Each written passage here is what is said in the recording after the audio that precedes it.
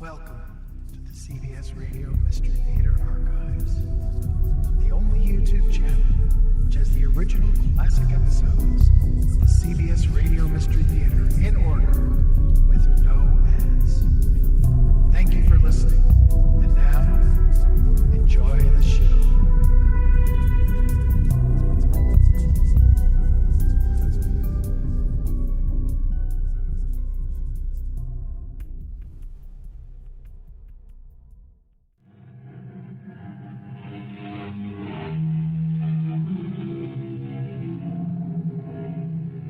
Come in. Welcome. I'm E.G. Marshall. I remember the house where I was born. The little window where the sun came peeping in at morn.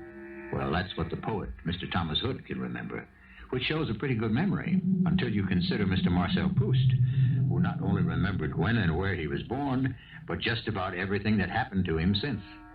However, both of these memory specialists shall be overshadowed by the hero of our story, who can remember what happened to him before he was born. Regina, do you see that man? Which man? The one sitting at the corner table. The one with the dark hair, the gray suit? Yes. What about him? I think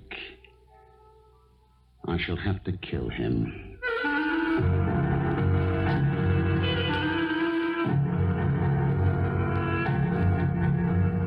Our mystery drama, The People of SISSORA, was written especially for the Mystery Theater by Sam Dann and stars Ralph Bell.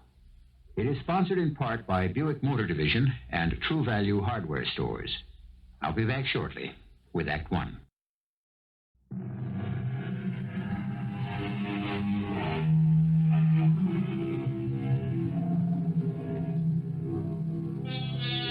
They make up the names of ancient history.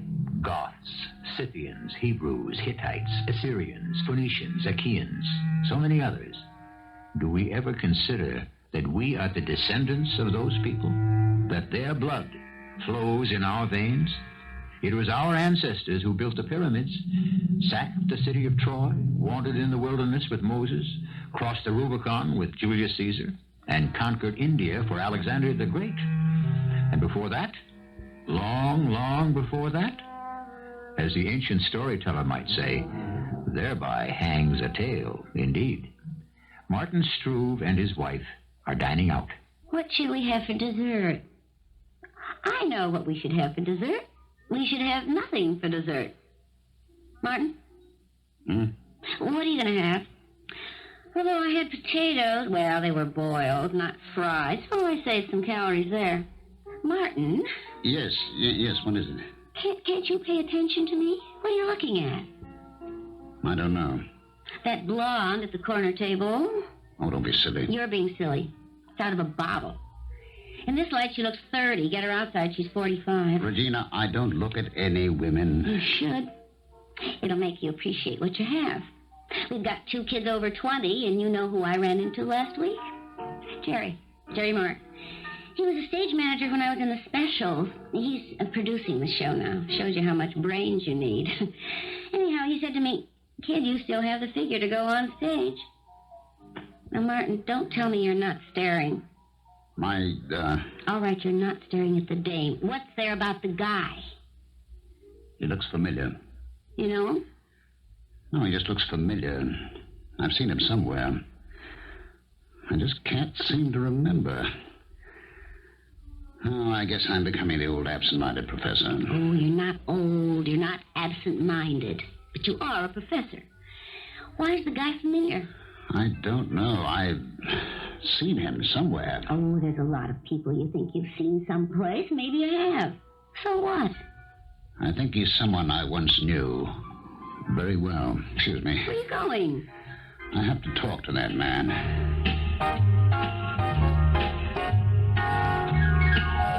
Excuse me, sir. Yes? Do we know each other? Do we what? I'm sorry to interrupt you at dinner. My name is Struve, Martin Struve. That doesn't make matters clearer. Dr. Martin Struve. I'm a professor of archaeology at the State University here. Well, What is it you want from me, Professor? Well, it's just that you look so familiar. Professor, I'm sure I never saw you before in my life.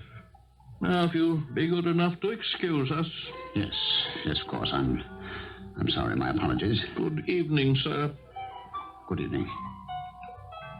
Now, what are you staring at? Me? Oh, that pin in your lapel. That scarab. Yes? It looks very familiar.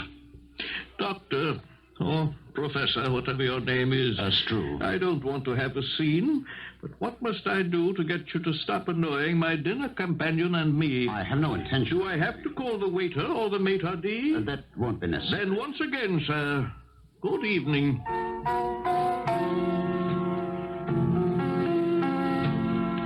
What got into you? I don't know. What did you want to go bother a perfect stranger for? Something's the matter with me. I would say so. I made a perfect fool of myself. I would agree.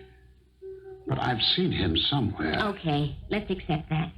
And let's let it lay there. I wish I could. Well, why can't you? Because there's something ominous about him. Ominous. Frightening. You have to be kidding. I'm convinced of it. He's a perfectly normal-looking guy. Regina. The fact is, you had no call bothering Mr. Simpkins like that. Mr. Who? Simpkins. That's the guy's name. How do you know? Look, there's the head waiter standing over by his table now. And the head waiter is asking him, is everything in order, Mr. Simpkins? And he is saying yes. And the head waiter is asking... Just wait a minute, Regina. They're too far away. You can't possibly overhear what they're saying. I have perfect hearing. The head waiter is asking, was that gentleman annoying you, Mr. Simpkins? And now, Mr. Simpkins is saying, just a case of mistaken identity. But how can you know that? I'm reading their lips. Your what? I know how to read lips. I didn't know you could read lips. No, I found it's better if most people don't know. Even your husband? Especially your husband. When did you learn? Oh, before I met you. When I wanted to go into show business. But why would you want to read lips? It was for auditions. Auditions? Mm-hmm. Well, you know, you do your number, and there'd be the producer and the director and the writers and everybody else that was hanging around. And when you were through, they'd talk about you.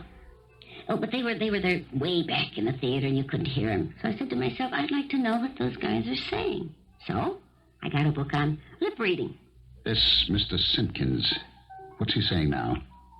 I don't... You don't what? I don't want to look at him. But why? This is the first time I read anyone's lips in over 20 years. What do you mean? I found out that it can cause more trouble than it's worth. Trouble? Martin, many years ago, you brought me home to meet your family. There was a little party. They were all there. They all tried to be very nice to me. And all of them were. Some of them were. You and your father were standing at the other end of the room. You were having a very quiet conversation. Now, do you remember what that was about? Well, I'm not sure. Well, I could read that conversation very well. He said to you, Martin, you're a scholar. How could you even think of marrying a chorus girl? Oh, Dad didn't say that. Yes, he did. He said, you see how out of place she is, how she's dressed, how she talks, so common, so vulgar, so cheap. But he was mistaken. Was he? Well, he certainly changed his mind about you after we were married. Did he? Well, he was crazy about you. No, he wasn't. He decided he didn't want to lose his son. And when the boys came along, he wanted his grandchildren. But I was still the cheap little chorus girl, no matter how warmly he smiled at me and said how wonderful I was. That's why I won't read that man's lips. But what does one thing have to do with If another? I hadn't really known what your father thought of me, I would have believed he loved me. And I would have been better off and happier for it. I understand all that, Regina, and I know how you must feel about this gift of yours. It's not a gift. Anyone can study it and learn it. I won't rest until I know who he is. Martin, you're not feeling well. What is that man saying? Oh, all right. He and the blonde, they're just talking. I can see that. What are they talking about? What we were talking about, what to have for dessert. What else? She's going to have the baked Alaska. That's how you can tell they're not married. Would I stick you $3 for baked Alaska? Never mind her. What is he saying? He'll have fruit and cheese and... Now, what could that be? What? He's saying a word... I must be reading it wrong. What does it sound like? Well, something like... SISSORA? That's right. SISSORA. Hey, Marty, are you holding out on me? How'd you know? Because... Sure. See what he's doing? Well, He's touching the scarab. The what? That pin he's got in his lapel, that black and gold beetle. It's not like any beetle you've ever seen on Earth. Now, Marty... It's the SISSORA. And you must touch it after every meal. You understand? Do I understand? Why, sure, Marty, if you say so. I knew it. Please tell me, what are you talking about? That man. Yes? He... Well, tell me, Marty, please. Regina, I see fire and death and destruction. Please, don't talk like that. I don't know what to do. About what? About everything. Shouldn't you go see a doctor? Regina, I have to save the world. But I don't know how.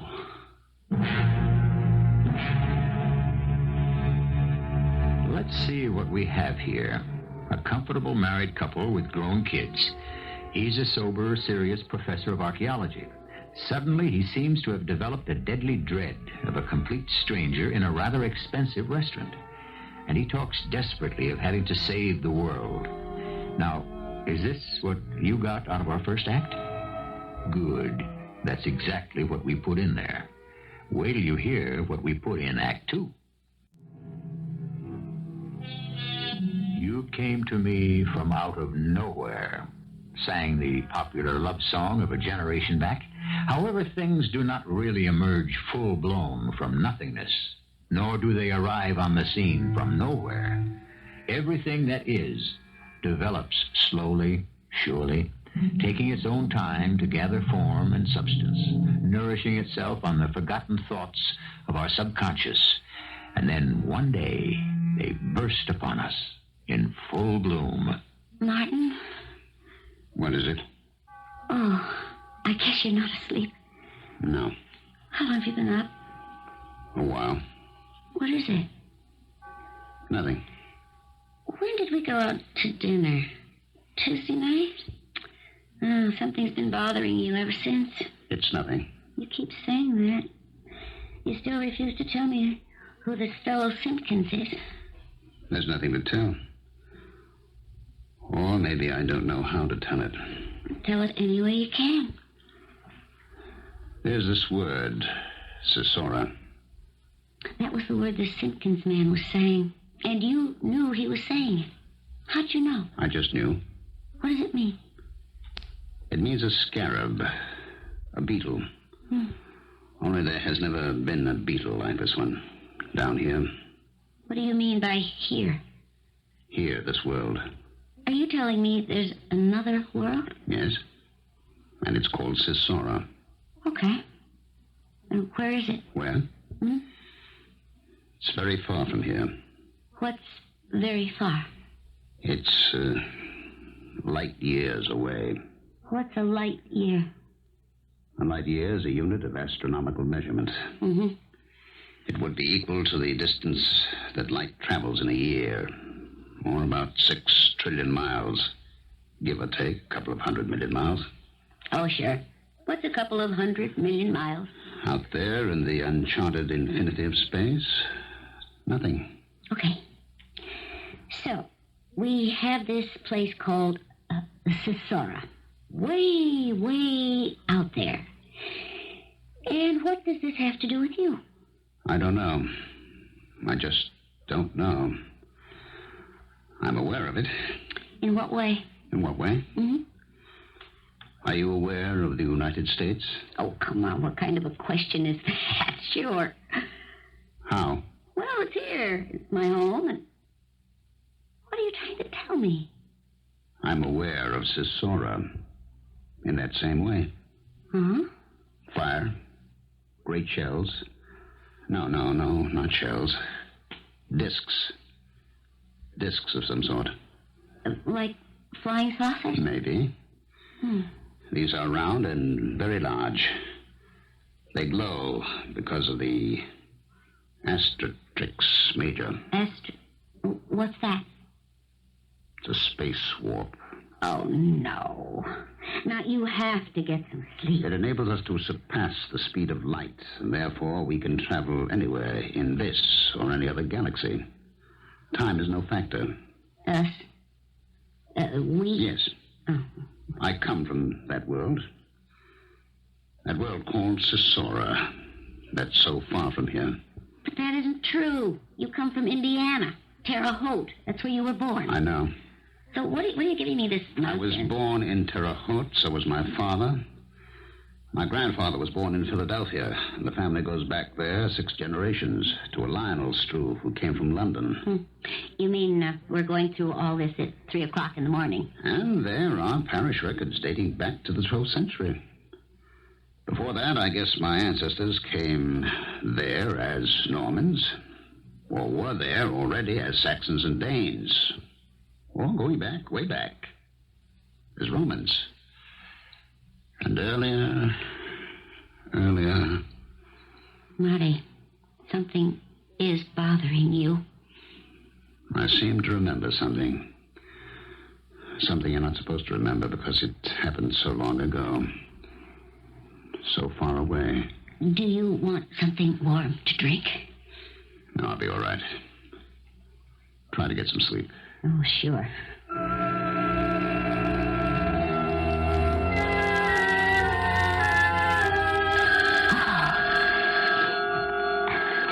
Hello? Regina? Martin, are you okay? Oh, sure, I'm fine. Dear, about dinner. What about it? I'm going to be late. We're having a faculty committee meeting. Oh. It's a nuisance, but I was foolish enough to accept the so-called honor. We'll probably work right through dinner. I won't be too late. All right, Martin. You're sure you're okay? Of course, Regina, darling. Of course.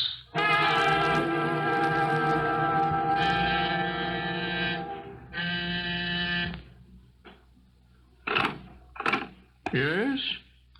Oh, it's you. Yes, Mr. Simpkins. May I come in? Now, look here. Mr. Simpkins, I'm a respectable person. Actually, my brother-in-law is captain on the police force here. He could vouch for me. What do you want? Well, I'm not sure I know. I know what you want. A doctor. Mr. Simpkins, there is something between us, and we're going to have to find out what it is. All right, Mr. Struve, Martin Struve. Oh, yes, Professor Struve. You might just as well come in, I suppose. Sit down, won't you? I won't apologize for the looks of the place. It isn't mine. I'm just renting it for my stay in town. But that's not the point. What is the point, Professor? SISSORA. SISSORA. What is SISSORA? You should know. You spoke the word in the restaurant that night.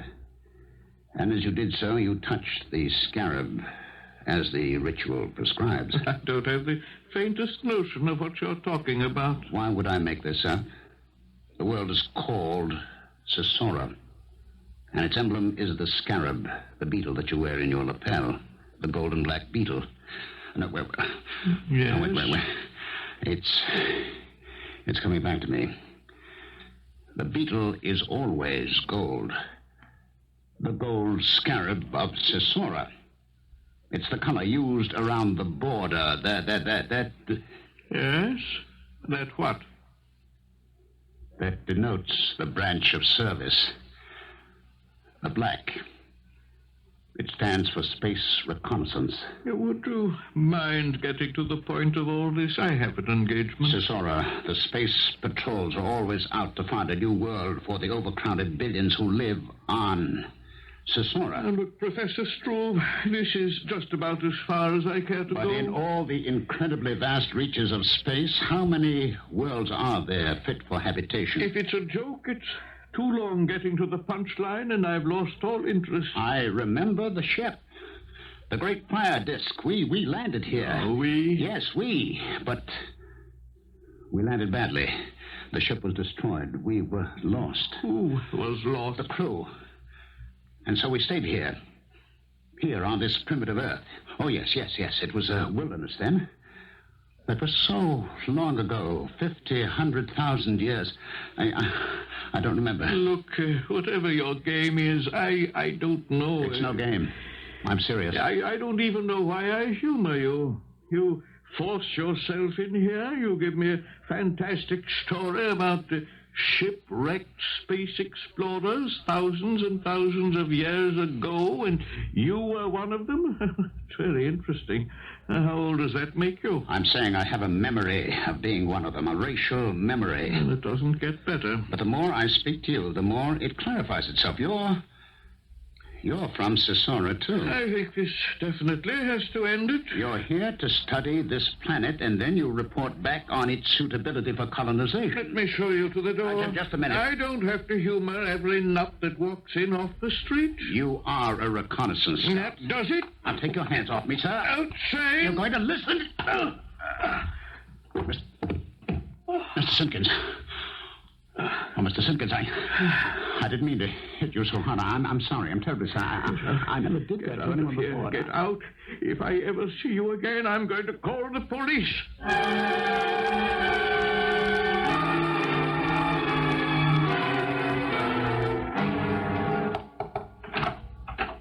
Martin, may I come in? Oh, Doctor. This is an honor. Are you busy? Oh, no, please sit. What are you doing so far from the medical school? Oh, I like to walk over to this side of the campus and see how the other half lives. Why? Well, what is your problem? The psychiatrist is supposed to ask that question. Yes, I know. I just thought I'd steal your thunder. Regina came to see me. Oh? She said, since you would be come to see me... And, what is it about? You know what it's about. It started a week or so ago in a restaurant. You saw a man who you think comes from another world. It's called SISSORA. And it has a beetle emblem. You say you come from there, too. I didn't tell her all that. Well, you told her some. The rest you muttered in your sleep. Is it true? Oh, yes. And you believe it? Yes. Regina has a theory. I'd like you to hear it. She says you feel your life has been a failure. Oh, now, just a minute. Oh, I'm only telling you what she said. It's because you were held back by her. Now, how could she have held me back? She's convinced you could have gone higher, farther, with a more cultured wife. That isn't really true. The world is filled with snobs. Now, who cares about them? Unfortunately, too many of them decide on promotions and honors. Well, what does all this have to do with... She doesn't know. Except that, well, obviously, there's been a very strong physical attraction between you and Regina. It's been much more than that. Well, anyhow, she feels she's getting older. And you're going to regret your marriage more and more. Oh, that's ridiculous. You're saying that because of my wife, I've lost out on success? Well, look, I'm not exactly a failure. I'm known. I have a reputation. I've been published. You don't have that great, overwhelming success that would have made you a star in the field? That was never important to me. Don't make a snap judgment about that either. And so you're saying I'm having these delusions, eh? Oh, I'm not saying anything. I'm just saying you should relax and try to analyze in your own mind just why you're having these delusions. But you just made a very definite statement. Doctor, you said I was having delusions. Aren't you? Why do you insist on calling them delusions? How do you know that they aren't real?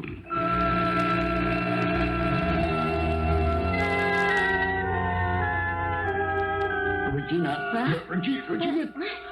What'd you wake me up for? What's the matter? You all right? Regina, listen to me. I've just seen it all. Don't you mean you dreamed it? No, I didn't dream it. I know everything. I know how it worked out the last time. Oh, what worked out the last The flight, the patrol. Oh, what's What? the difference? It doesn't matter anymore. Well, if it doesn't matter, just forget it. We won't be able to forget it unless we what?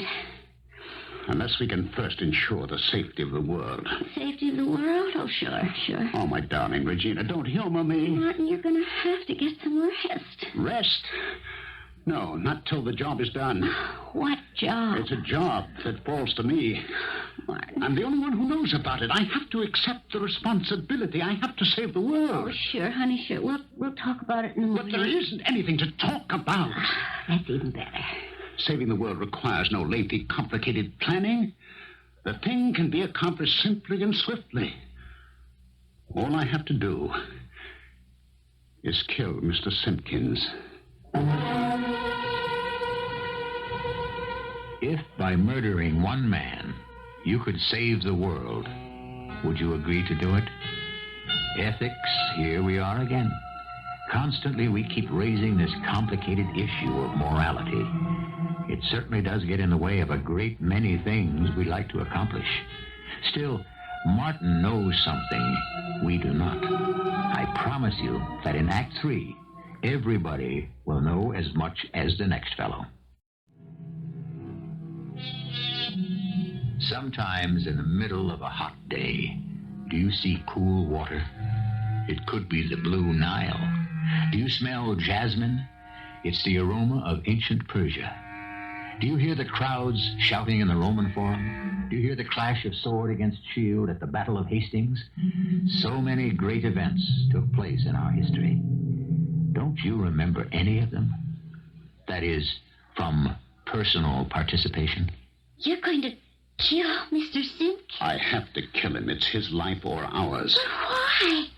How is Mr. Simpkins threatening you or me? It has nothing to do with us personally. Then why? Because when they land here, when the main force arrives from SISSORA, they will have to kill every man, woman, and child on this planet. Martin, I know the mind reels from just the implications of such a Holocaust. Martin, I want you to go to the hospital just for a few days. A routine checkup. Oh, that's how things go. If someone says something that's off the beaten track, naturally, he's a candidate for a But psychiatrist. this particular story you're telling me... Why is it crazy? I never said that. Then why must I go to the hospital? Darling, I'm worried. And you have cause to be. If this Mr. Simpkins gets back to SISSORA, it'll mean the end of our world. That's why he has to be killed. You're not a murderer. Oh, Regina, I'm afraid you simply do not understand. I do. Oh, okay. Okay, Martin, you're right. He does come from wherever it is he comes from, and he does mean to bring back the invasion, and we'll all be dead, okay? Regina, don't humor me. I'm on your side. Do it right. Go to Charlie. Charlie? Yes, my brother Charlie. Let the police handle The it. police? I know Charlie. He never believed me. That's the problem, Marty. If you shoot this guy, you'll be arrested and tried for murder. Would a jury believe you? But the future of the world is at stake. I know I'm right. Everybody is innocent until they prove he's guilty. Now, give this guy the benefit of the doubt. Let Charlie find out who he is.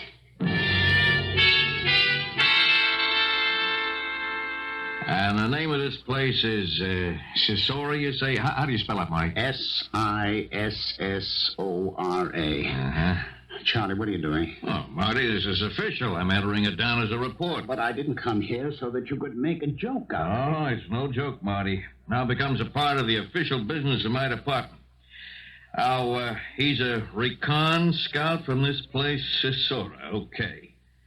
Now, authentication, if any, of the charge. How do you know? How do I know? Charlie, where did your folks come from? Well, years and years ago, I guess it was France. 2,000, 3,000 years ago. What were they doing? You got me there, Marty. They were Gauls. They lived in the forests of Europe. Okay, I buy that. And before that, do you ever think about it? No, why should I? Doesn't anything ever come to you, sometimes in a dream or as a random thought? Oh, what do you mean? Is all the memory gone, Charlie? Do you ever hear a sound in the night that couldn't be made today? Or sometimes is there a few notes of a melody that you can't quite seem to place? Well, I don't know, Marty. I don't really know. Suddenly, Suddenly I began to see it and hear it, Charlie. I saw myself. Well, it may not have been me. It could have been some vaguely, deeply remote ancestor. I remember another place. What other place? SISSORA. Oh, yeah. I know you don't believe me. Oh, it doesn't make any difference if I do or not. You just give me the facts. It's crowded. There are so many of us. We must find more room. Never enough. We have the weapons, the great weapons of fire. We can conquer wherever we go, but where can we go? Space is so vast, and the places in which we can live so few, so remote, so hidden. And I remember... Yeah, you remember. The ship. The great fire disk. It came down here. But something went wrong. What? I don't know. I wasn't the pilot. He was killed in the crash. The rest of us, we stepped out into this new world. And it was beautiful. It was also terrible. Because we had found a place, the right place, the place we had been looking for always. And now we had no way of getting back home to tell about it. Okay, I got that. And then what happened? I don't know. We probably became part of this world, blended and melted into the life of the earth, and then one night I saw this man Simpkins, in the restaurant. And all this came back to me. Mm-hmm. Now, the gist of the thing is, Simpkins is a scout for an enemy invasion of the earth. That's what you're saying, huh? Yes, that's exactly what I'm saying. Yeah. Well, sometimes the biggest part of police work is to run down all kinds of nutty-sounding claims. I was afraid you'd think I was a nut. I didn't say you were a nut. Oh, I just said you were making a nutty-sounding claim. Do I have all the information? I think so. Yeah, Frank? A fellow named Arthur Simpkins. Yeah. Lives at 233 Boulder Place. It's an apartment. Let's find out all about him, huh?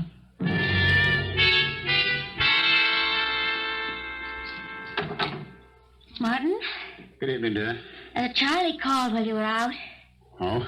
Was it about Simpkins? He left a message. Here, I wrote it down. Let me see. Here. Mr. Arthur Simpkins comes from Los Angeles, California. Is employed by Fletcher McGowan Data Processing as a sales engineer. Oh, I guess that settles Mr. Simpkins. I don't believe it. Why? He's wearing the scarab, the sacred scarab. But Charlie found out. He works for this company on the West Coast. How did Charlie find out? I don't know. Maybe they checked with his landlord. Now, what are you doing? Operator, I would like to find out the number of a company named Fletcher McGowan in Los Angeles. Oh. And then I would like to put through a person-to-person call to a Mr. Arthur Simpkins. Oh. That's right, thank you. What are you doing that for? I know I'm right. But Charlie just handed you the facts. Maybe Charlie's satisfied. I'm not. Marty, I love you. Maybe I haven't been everything you needed and deserved. You were everything I ever needed and more than I deserved. Yes. Thank you, operator. Would you please ring them? But, Marty, what is the matter? It has to be something. It is. It's a Sora. I remember it. How and why, don't ask, but I remember. What? What's that, operator? Oh, no, there should be an Arthur Simpkins at that number. Well, are you sure we reached Fletcher McGowan? All right, operator. Thank you. This message from Charlie, It isn't true. What? I don't think Charlie's taking me seriously enough. I'll be back, Regina. Well, where are you going? I have to do some of Charlie's work for him.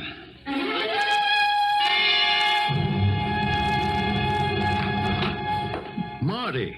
Yes, it's Martin. Marty, where were you? Regina called me. She said you ran out of the house earlier with a look on your face as if you'd commit murder. Now, what have you been up to? I guess you'd call it break and entry. A little burglary. Marty, please, be careful what you say. Here's a drinking glass. Yeah?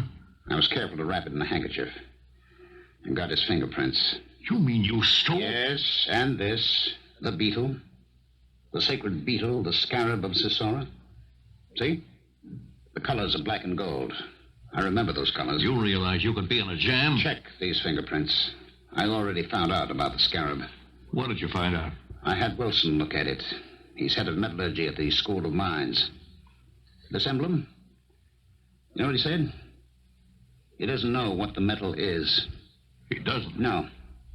He said this thing is made of a metal or metals unknown on this earth. He said that? All right, now, you check those fingerprints. You'll find that there is no record of them anywhere. There can't be. He's not from this world. Arrest him, Charlie. Arrest him? On what charge? The man has no fingerprint records. How do you account for that? Oh, there are plenty of people whose fingerprints aren't on file. But you yourself say there's no record of him anywhere. No social security, no credit rating, nothing. Yeah, that's true. Isn't that suspicious? Well, it may be suspicious, but it's not illegal. The man has no visible means of support. Isn't that a fact? Yeah? All right, then arrest him for Well, vagrancy. you can only do that if he's liable to become a public charge. But surely, Charlie, you can do something. Marty, I'm an officer of the law. The law. My mission in life is to uphold the law. Now, this man, whoever and whatever you say he is, he's not breaking any law. This man is an advanced scout for a race that will destroy every living person on this planet. All right, granted for the sake of argument. Where's your evidence? Evidence? How do you know? Because I can remember. I know. I'm a member of that race myself. Then why shouldn't you be on his side? Because it was too long ago. My true roots, my important racial memories, they're here. Marty, I wish I could do something to help you. You don't really believe this man is an alien enemy, do you?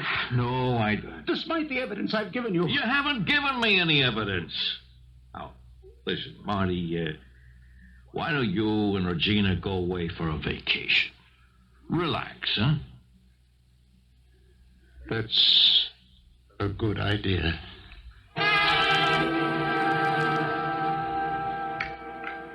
More coffee? No. I think I'll go out for a walk. Do you want me to come along? I'm trying to think out a new approach to my book. Oh. All right. It's a little windy. Dress warm. You mean warmly?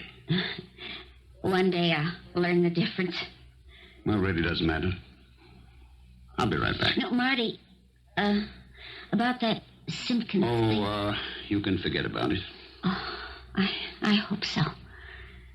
It will work itself out. What do you mean? Oh, it's nothing, Regina. It's nothing, dear. I'll be back soon. Hello? Charlie? I'm scared. What's the matter? It's Martin. He left the house, and I'm afraid...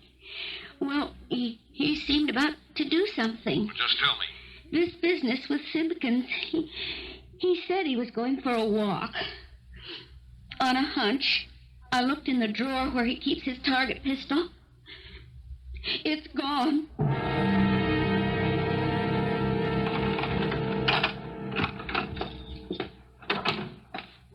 What are you doing here? I've been waiting for you to get back, Mr. Simpkins. I've had enough of this. I'm going to call the police. Don't move. You wouldn't use that gun. Wouldn't I? As your wife said, it isn't your style. How do you know what my wife said? Oh, we have that capability. Back on SISSORA, don't we? Here you call it ESP. It's old stuff with us. Or have you forgotten? You're not a killer. You never know what you are until you find yourself in the unexpected place. Why kill me? Because of your plans for this earth? Oh, forget it. Those plans can't become operational for more than 500 years. You won't be affected. But this is my world. Once you're dead, you have no world. Consider, if you kill me, it's murder. You can't justify it. You've already tried. The police think you're crazy. It doesn't matter. It does. To you. You'll spend the rest of your life in prison. Or in the sanitarium. What for? I can't let you destroy the world. Go ahead. Stop me. Well, why don't you pull that trigger? You can't. It isn't in you. I am everything you say I am. Now kill me. What are you waiting for?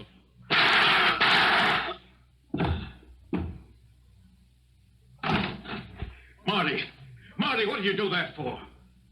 I had to, Charlie. I had to. Is everything all right today, darling? Oh, yes. They're being very nice to me. I may feel like digging in the garden later.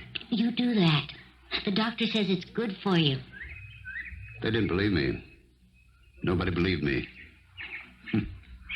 They think I'm crazy. No, it's all right, dear. What's all right? That they think I'm crazy? Don't you understand? I saved the world. I saved the world. Oh, yes. Now, how about a nice cup of hot tea?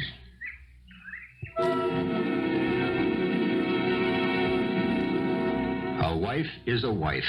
I'll bet the day Columbus said, "Honey, I'm leaving today to discover America," she smiled at him and said, "Yes, dear." So, did Martin Struve really save us? Who knows? I know two things. A, he will spend the rest of his life in the sanatorium, and B, I shall return in just a few moments. The inventor, the visionary, the discoverer, the creator. He, and I should say she, is always the loneliest of people. For so many things simply cannot be shared, even with those who truly love us. Let a man march to a different drum, and, unfortunately, the world will destroy him. Well, we try to make an interesting world for you around here. Our cast included Ralph Bell, Evie Juster, and William Griffis. The entire production was under the direction of Hyman Brown. This is E.G. Marshall inviting you to return to our Mystery Theater for another adventure in the macabre. Until next time, pleasant dreams.